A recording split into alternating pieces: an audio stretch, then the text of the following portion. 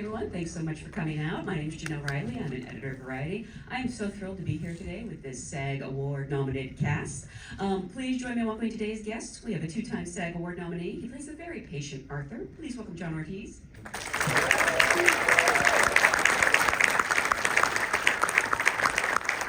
don't know if you can hear me back there. John Ortiz and Erika Alexander, sure.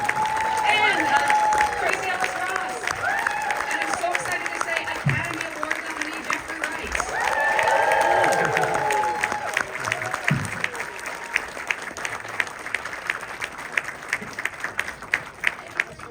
Anywhere you want, sure. Why don't you go sit in the audience? Yeah. You can project, you have stage training. Thank you so much for being here, and congratulations on such a wonderful movie. Thank you. This is an audience of your fellow SAG-AFTRA actors.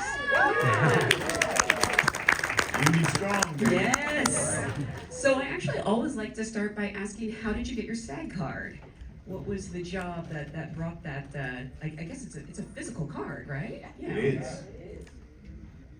I got my SAG card, I believe, in a mini series called Separate But Equal, about the Brown versus Board of Education case.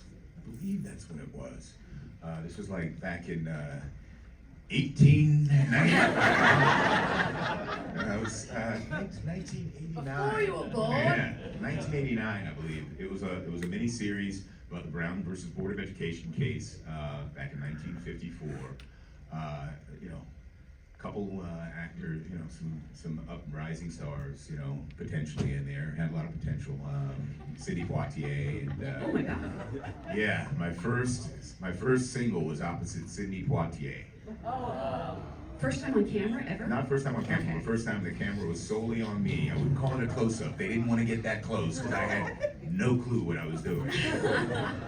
And it shows if you watch the film. Yeah, so that was it. Burt Lancaster's last performance. Sidney played Thurgood Marshall. Burt Lancaster played John Davis, who was the attorney arguing the opposite side of the case. Cleavon Little was in that. Gloria Foster. It was an incredible casting. Let's screen that now. Yeah, no, you don't want to see I'm me. so in that. glad you guys are here. I had started acting about 4 years prior in college. The only reason I got the gig was because I had a political science degree. They were like, yeah, put him in there. He knows a little bit, I guess. Right? Really? I suppose. Yeah, and a guy named Albert Hall was in that film. You know Albert Hall? He was chief in Apocalypse Now. Oh my gosh. Can I tell you a quick story? Please. So, I'd seen that movie I don't know how many times, and and I told Albert, I was like just so in awe. I was like, oh my God. And at the end of that filming, he handed me a book. It was the autobiography of a yogi, and in the front flap, he wrote, Jeffrey, evolution is when a kid comes up to you and says, I like your work. I've seen your movie 50 times. Your friend always, Albert. Do you still have the book? I do have that book. Oh, man. And that's happened to me. Oh, that's amazing. And what's most important is that I really needed to evolve. It's an ongoing process as well. But just so you know, most people get their SAG card on like a McDonald's commercial. So That was an Infinity commercial. Okay, there we go. Infinity cars. I was Taft-Hartley'd in. There you go, perfect. And I'm guessing Burt Lancaster wasn't. Absolutely. Well, Sidney Poitier was in the driver's seat of the car. It's a funny story. And what's crazy is Albert Hall, at the end of the commercial shoot, it was not a yoga book, but it was Thich Nhat Hanh, just a small. I just want to keep this bit going. Yeah. And who was in your? Well, actually in 1984, the film was called My Little Girl. It was a Connie Kaiserman film. It was for Merchant Ivory. Wow. What's her name? Mary Stuart Masterson was the lead. I was the little girl. Oh my gosh. Yes, and James Earl Jones was in it. And Geraldine Payne. Oh, wow. Come on, you pulled out your heavy hitters. Yes. Okay? And so there you go. And then so it's this year, 40 years, I'm a SAG member. Wow. The commercial is getting smaller and smaller and smaller. Well, poor John has to follow both of those. Well, you know, I'm gonna rise to the occasion. And I have my SAG card right here. And it says, still New York. But in 1993, I was called in. Does anyone remember Bonnie Timmerman? Yes, of course. Legendary casting director? Legendary. Yeah, she called me in for a major movie. I had never been in a movie or a TV show. And it was just a cold audition. You know, I got the size like that day. And I go in and I read it, and she's like, okay, wait outside for me. And I'm waiting outside in the hallway, and she comes out, and she looks at me and she says, that was very good. I'm gonna bring you back to meet Brian De Palma. And that's all she told me. There's clearly a room of actors like, But that's all she said. And I barely had an agent, you know, so I don't know what they told my agent, you know, quote unquote. But I waited and waited and It was waited. for a Ford commercial, Tracee. It was, right. And it was like months, but I got the call back, and I got the part, and it was Carlito's Way opposite Al Pacino. my God, I gotta get a better story. How do we go back? By the time you guys see me on a panel in 10 years, the story's totally different. I'm like, it was called Carlito's Way.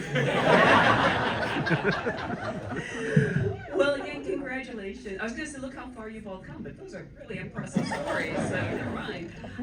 American Fiction is, of course, written and directed by Cord Jefferson. By the way, who I just learned is the only person of color to be a dual nominee this year. Yeah, as both writer and producer, since the movie's nominated for this Best year? Picture. This year, Okay, yes, sorry. right. No, but you know what I did learn? I'm sure you know this. You and Sterling K. Brown are the only black lead actor and black supporting actor to ever have been nominated from the same film. Right. You know, thank you. Thank you. You know, after there was like the first black president guy, all the other first blacks are like kind of more a reflection on the institutions and the history than they Yes. are on the individuals. You know what I mean?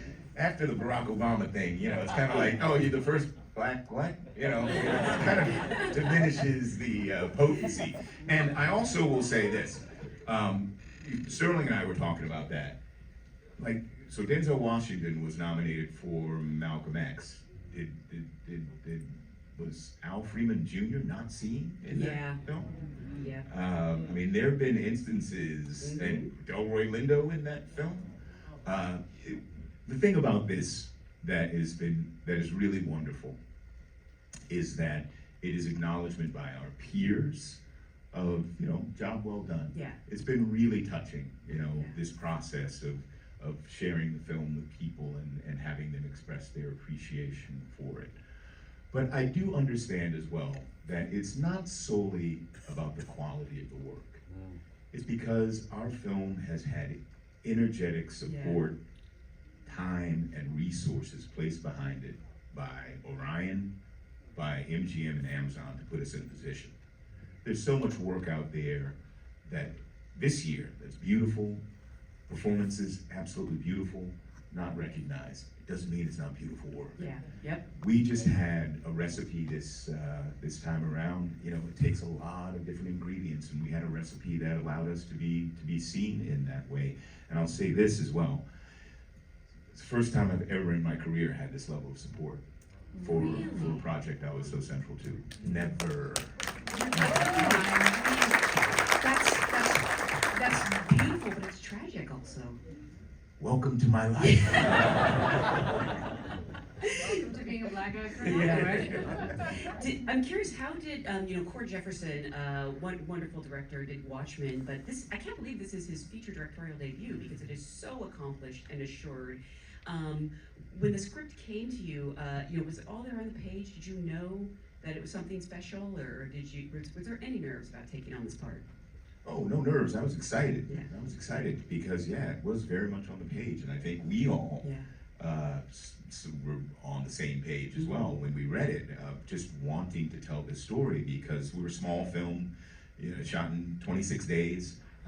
The budget for our film, I think, was the catering budget on the last Batman movie. So, small movie, but when we read that script, it was clear, small movie, big ideas. And a story that wants to be told right now. A story about issues and conversations that all of us in this room have been having or thinking about or privy to, conversations like that first one in the classroom are happening in classrooms across the country and outside of classrooms. Many of these issues around race and identity and inclusion and all of that stuff at the heart of the political conversation right now in this country. From some folks who want that conversation to disappear and yet are still talking about it, want the history to disappear. Others are having the conversation because they want to do it better. Others are having it for any number of reasons, but these are conversations that we don't necessarily have well together.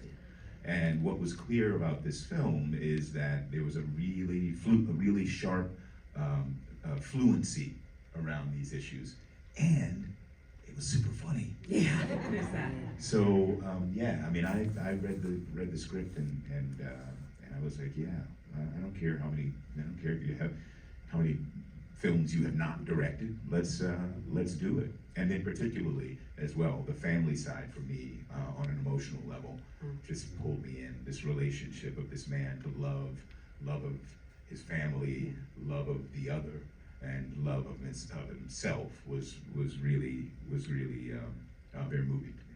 And all of your characters love Monk, even though he makes it hard sometimes. I just have to say, I feel worse for Arthur than anyone. I'm like, there's so much money, just take the money.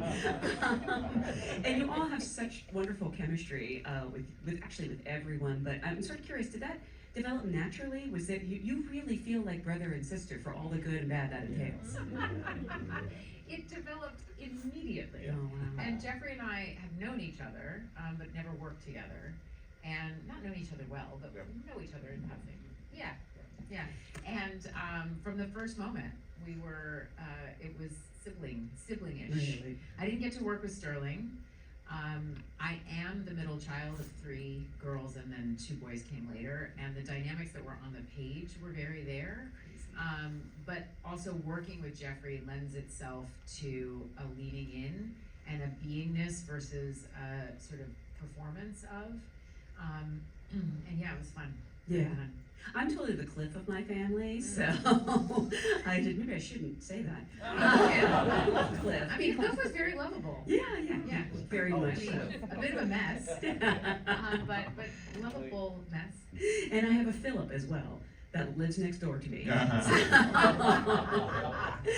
Erika, for you, what interested you in being a part of this film? That script. Yeah.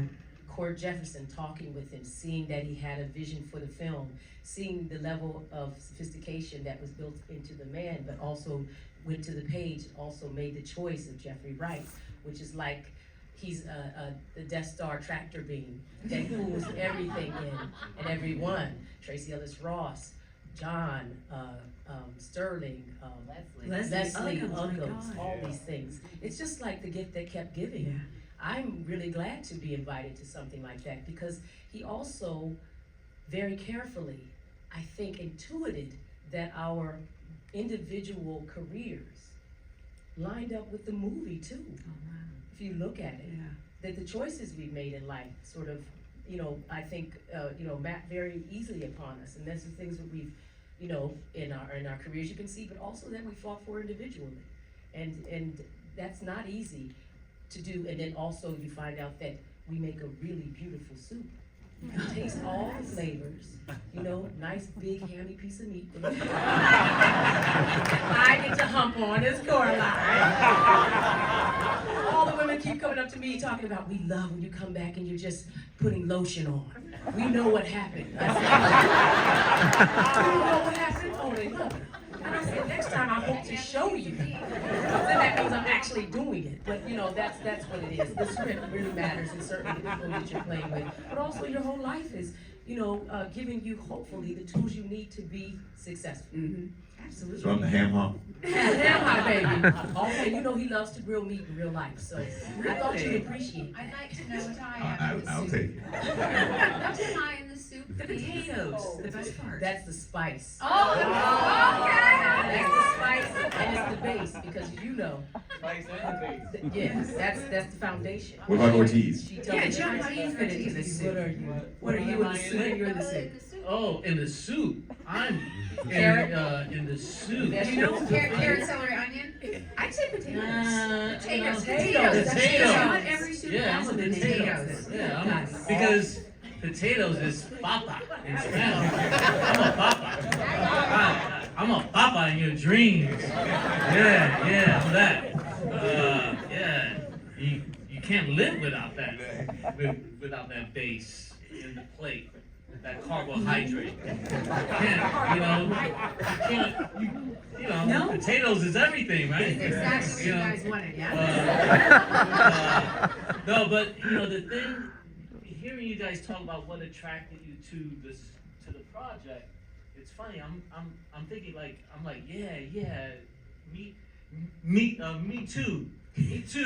I feel that too, and like it just hit me that it started with the script, without a doubt, right? Like with a lot of things, it's like it starts with the written word. But even before that, there was and Jeffrey really encountered this experience because he was the first actor, of course, to be cast in it, and a lot of it revolved around the character, but also the actor, right? And what I'm getting at is Cord's passion, Cord's more than passion, his calling to need to make this movie, to tell this story before he wrote it, right? He read Percival Everett's book and was like, I want to write that. I want, and so there is something to that for me, I always want. And that thing is, I want it always to at least be more than a job, right? And sometimes it becomes a job.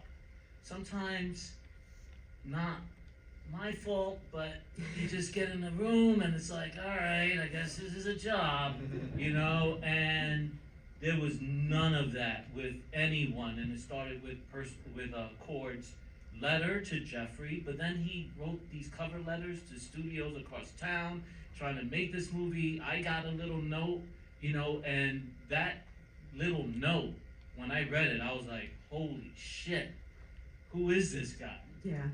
I want to work with him because his belief in this story and his passion for it is so. I'll do anything. I'll serve the potatoes. You know what I mean? And then you open up the script and it's brilliant. It's good. And it's hard to write a good script. And good writers even can't sometimes write good scripts. And it was just perfect. So at that stage it was and then it's of course Jeffrey, and I didn't have a lot of time. We all didn't have a lot of time. Like Jeffrey said, it was 26 days. I show up, and the next day which is one day before shooting, I'm in the wardrobe fitting, so I'm doing catch up, right? And part of the catch up is finding out who else you're working with, So it's Tracee's playing. So I'm like, Tracee, really? And Erika Alexander, Sterling, and it's whoa. And then all these amazing actors from New York, Myra, you know, and Ray Anthony Thomas and Keith David, and I'm like, this is on. Yeah. We All are showing on, up for you like know. a day even. Yeah, You know? Yeah. I am curious, just because we do have so many actors here, and it sounds like Cord cast you all. You didn't have to audition, but would you mind, you know, talking about the audition process? Have you sort of made your peace with it? Maybe it's been a while since you've had to do it, but if there's any advice you could give actors about surviving in that room. I've made my peace with it, and I was not a good auditioner. Really? It took me a long time. Now, I had like these 2 giant 3-ring binders in New York of all the auditions that I didn't get. Like, just, it was like pages and pages and pages. And I had to really work to try and figure out how to bring the me that I am at home and the me that you guys know now that I am now into the room and auditioning. And auditioning is a different part of the job. Yep. It's not what happens when you get on set. It's not ping pong. It's not, you know, for me personally, my style of acting is that it's all in response. It's the game, the dance that happens. I try not to lock in on too many choices. I like to build it and find it in the moment. And auditioning, you come in with choices. And so I will just share that my tool was, I gave myself the task of, could I go in the audition room and take one conscious breath, just one, to be able to be present enough to take a breath. And I didn't go in there to get the part. People were like, go in there to book the part, go in there pretend they're naked. I'm like, Jesus Christ. I'm like, I am not, I can't lie in the room. So I had to be honest. And so the gift for Not a me. Brady Bunch episode. No, it's not. I was like, Somebody got so, that. yeah, I know that one. I know that. But none of that worked for me. And so when I learned, I would take one conscious breath, and then next thing I knew, I was present in the room. But there were many auditions where my only goal was to take one conscious breath in the room, to take a moment to actually enter the room.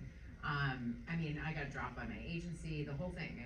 It was fantastic. She told me that, this is such a great story. She was like, so, there's so much about you, you know, you dress well, you're pretty, like, your mom is Diana Ross, but when you go in a room, you just don't pop.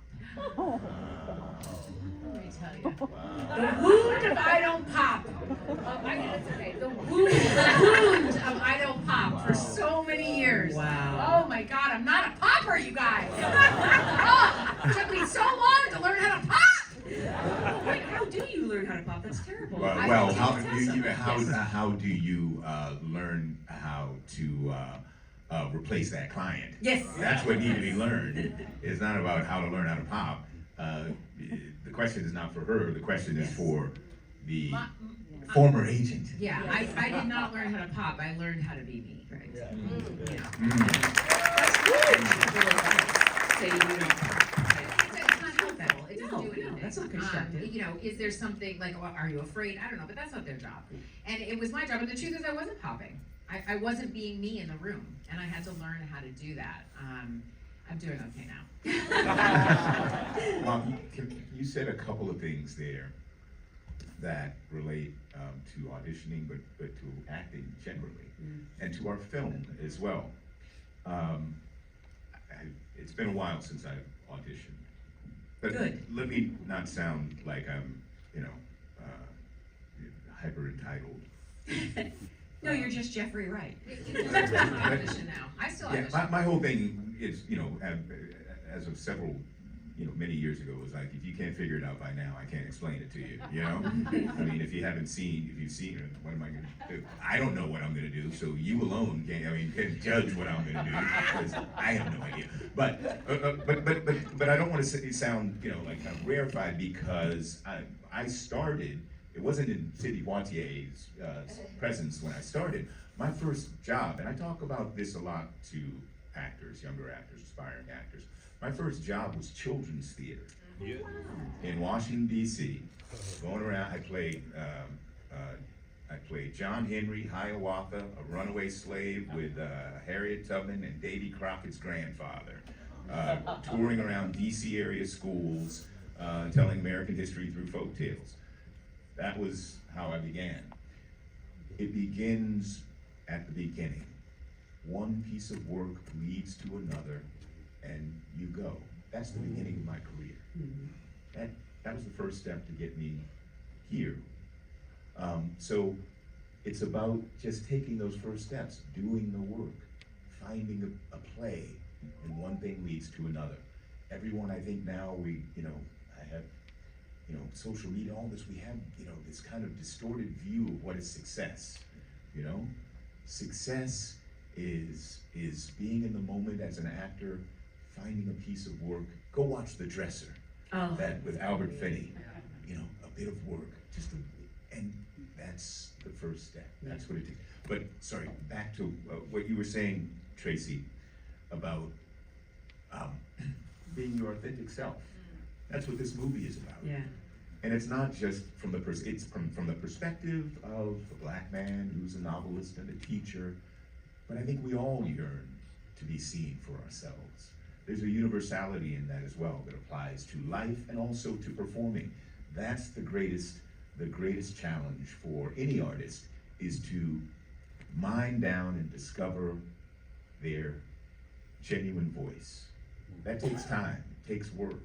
Kind of sand off things and remove things and realize, okay, this is my voice. And I mean that, literally and metaphorically.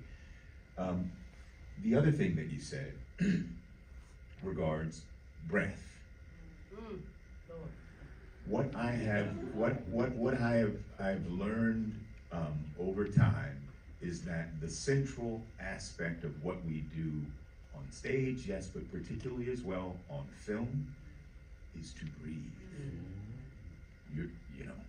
Cameras up, everybody's scrambling around. You've been on set for 17 hours. Everybody wants to go home.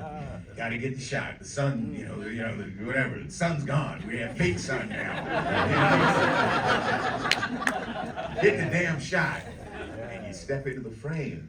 And I have come over and over now to appreciate exactly what you said, Tracee. The first thing that I do, breathe. Quiet myself. Enter the space, let the space enter you, and proceed. So, I hear you.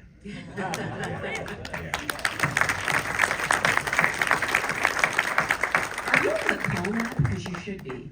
Have you recorded something for them? I have heard that before. Man, are you saying my voice has that effect? Calming. I wish I had that effect on myself. I do not. Erika or John, is there anything you want to add? I'll say just very quickly that you shouldn't go in trying to make them like you. Yes, thank you. It's not important. You are a very likable person, but you have a job to do. There is some aspect of it that you do want them to see you at your best. But it's not often going to be because the script gives you the material for it. That's the problem. It may not suit you. You may not suit it right now. You may not know what to do. It's okay not to know not what to do, and show them that. I think it's an act of bravery to put yourself out there in front of people, no matter what. And as Tracee and Jeffrey, this is a masterclass of breathing. Just breathe and allow whatever to happen. And that, it's difficult because we have reality shows constantly showing people, American Idol, that you hit, oh, that's too pitchy, she did it. It doesn't allow for so-called mistakes, but those are not mistakes in acting. That's living. And so I think that if everyone thinks, because they see things that are so packaged and perfect, that that's what people give at auditions, then it's a disservice to a working journeyman. And we have to remind ourselves that we are working. I do not memorize lines going in there, I refuse. Because I'm reminding them that this is an audition, not performance. I always hold a paper. I hold that paper, and if I need those words, I need it. If I know it better, that's fine. But I'm gonna look at that line and say it. If the intention is there, it won't matter if I'm reading it. And it does sort of, you wonder, for emotional auditions, maybe get in the way, but after a while, it doesn't. You get used to it. There's a flow. So I think we have to allow ourselves to remember that we are a work in progress, and that is a work in progress. This is the first time we've seen it. Everybody else in that room has seen it, they thought about it, they've come to it, they've been hired. You're the only one who's seeing it sometime for the first time, especially if they send you outdoors to come back and then do it again. And so you say, you know what, I'm just gonna practice in front of them. That's what's gonna happen, and I think that it served me well, and I'm really glad that over the years that I wasn't surrounded by actors at all. And I was surrounded by actors when I was on set, having gotten the job, who sort of left me alone to figure it out. And these were heavy people like Cecily Tyson and Lorraine Toussaint and Gloria Foster and all these amazing people never told me what to do. They sort of knew that if I needed help that I would ask. But the thing is, if they saw something, they might say just a little bit of like, do blah, blah, blah, try it or something. And it was just like, and I was like, okay, why not? And that's the thing I've come to. I do think that last thing I'll say is that talking to too many people about your fears is not necessary. We're all scared. Yeah. And yet, to me, that's not fear, that's adrenaline running through you, reminding that there's something that you need to do right now to make you pay attention, to put your feelings just at the point of where you need them. And if you don't need them, you try to pull it back, and how do you do? Breathe. The great Cecily Tyson told me that when I had a breakdown in the South. And with all my years of whatever technique that I gathered, because I had no technique, abandoned me, and I went numb. And I fell at her knees. The PAs brought me to her because they saw me just sobbing. And I hate to relate this because it's tough. And I walked in her room and just fell at her knees, and she said, "Erika, breathe." And I said, "Damn, bitch, I am breathing." I had no idea. You know what I'm saying? I hadn't taken it to some, philosophical level yet. I was having, a crisis of confidence. And this is after Living Single and all these things that I had done. And it haunted me for years because I thought, I don't know how to do anything else but act. I don't know. And if I'm without that, what have I taught myself? And then I built myself back up. And what she did, she said, "I want you to come with me." And she grounded me to the script. She said, "We're gonna go to the script." No one had ever said those things to me. And she wanted me to come live with her. And I said, "That's going too far. I can't do it." She wears white gloves at home. I just can't do it. People call her Miss Davis at the time. She was Miles Davis' ex-wife. It was a lot. And then she brought me to Bernice King's church, and she was doing a type of therapy that she thought that would remind me that I was human, but didn't know how far I had fallen into the abyss because I had been leveraging this sort of kind of know it over really actually haven't learned anything. So when you say it and you say it, I know it was a gift given to me at a time that maybe I could hear it and apply it. And I've applied it my entire life to everything I've ever done. It's great. Wow.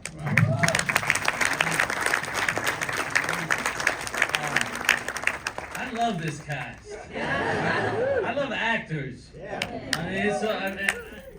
I could listen to us talk about this stuff all day. It's amazing.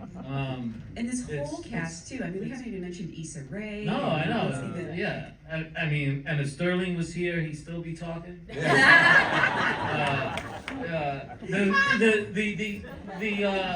I agree with everything that was said and feel it. And to me, it's about having a healthy perspective in that it is not just about one thing.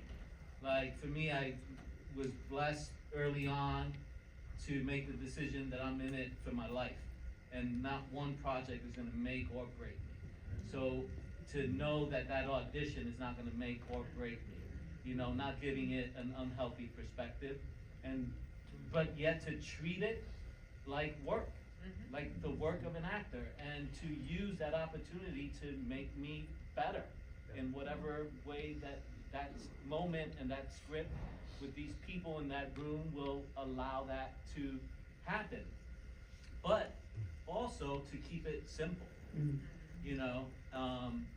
with all of that stuff in it, but to remember, and that's why the breath thing that you guys are talking about is so beautiful and so right on. So, and I would also say that auditioning kind of sucks. Yeah. I don't know any better way, but yeah. What I didn't say was that children's theater thing, that was from a cattle call audition. Oh, you're kidding. In Washington. That's where my career begins. It was a cattle call audition at Arena Stage, Washington Post, come do a couple of monologues. And I went and did a couple of monologues for all the representatives of local theaters. And yeah, so it begins where it begins, but Yeah. Yeah. No, please. No, you. My belief around auditioning was after Girlfriends, I was didn't understand why the pearly gates of Hollywood had not opened. Mm-hmm. And I was, felt strange about having to prove myself again. And as a black actor, a black actress, 2 + 2 does not always equal 4. So you're constantly back at 0 saying, I swear I can do it. And a friend of mine said, there's somebody else that's gonna get off that bus and audition for that role. So if this is what you wanna do, it's part of the job. And it was a realization for me that was really helpful. And my philosophy is, if I feel like I have something to offer to a role, I will either make a new fan or get the part. I'm gonna go in there and do what I do, and do the version of the work that is auditioning, which is different from being on set or being on stage, and lend myself to being a working actor. Before we go, I want to remind people this movie is still in theaters. Like, please spread the word. Something I just really want to know, because this movie has so many things. There are heartbreaking moments. It is so touching, and then it is hilariously laugh out loud funny. Did you ever just laugh and ruin takes? Because I would be a mess, especially when you're playing Stag. No. No, Stag's very No, serious. especially when you're playing with Tracee Ellis Ross. Guys, our first, First, oh my God. it was fantastic. I was like, oh my God, I have time to go to heaven. We're in the middle of the scene. I'm trying to drive and smoke. Which in and of itself is a task, to be realistic, especially when you're being pulled in the car. And we're doing the lines, and Jeffrey starts laughing, and I was like, Yeah. I was like, what's funny? He was like, you're Yeah. hilarious. It was in the car, but it was that scene where I was coming out of the hotel, Oh, which yes. is not in the movie. Oh. No. Oh, it's not That's, in the movie. No, that's not it, because I ruined it. What was I saying? I And was saying something And I to you. come into the car, Yes. and so, okay, the scene where Monk is in the tub, and he's hungover, he's had that. He comes out of the hotel, and originally Tracee picks me up there, and we go to the bookstore. Right. You know, editors, they have their ideas. So I come out of the hotel room, and I'm like wobbling, and I get open the door to get in the car, and Tracee goes, "My God!"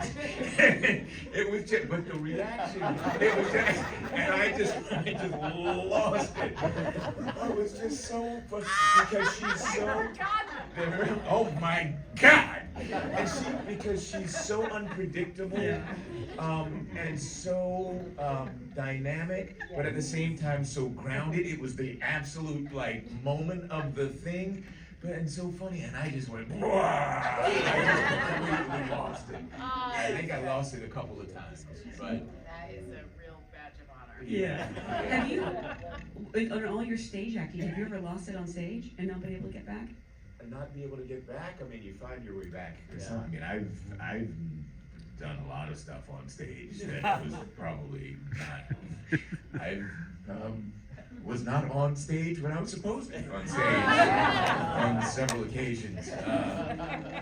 Yeah, there was one kind of, for whatever reason, just well-told story of the day, the afternoon matinee of Angels in America, when Belize was to make his first entrance, and I was having a nap. It had been a long night, the previous night, shall we say? And I came on as one character 5 minutes into the show. 7 hours of theater, right? 5 minutes into the show, I come on, and then I had about an hour, maybe 45 minutes before my next entrance. And so I would sometimes take a nap and set my alarm clock, and the alarm clock went off and I hit snooze. So I've done many things. Funny thing though, my godmother was in the audience that afternoon. I was like, oh my God, my favorite woman in the world outside of my mother my aunt was in this. Anyway, so I come out, a minute and a half late. Oh no. Come out, do the scene. Show goes on. after the show, I'm talking to my godmother outside, and I overhear someone say, and I'm in tears. I'm saying, I'm so sorry. And I overhear someone say, you know, the most touching part of that whole show was when he's waiting there on stage in the hospital bed all by himself for so long. And then finally his friend shows up. As Erika says, no mistakes sometimes. Particularly when you're doing a piece of work that is so strong. And even though you show up a minute and a half late, you do it, with intention, but we're too hard on ourselves sometimes. Sometimes in this stuff, the imperfect is exactly what is asked for. I didn't do that again, but apparently it worked for someone that afternoon. I was gonna say, I heard that's the performance you win your Tony for, because Jeffrey Wright in his sleep is better than anybody else on stage.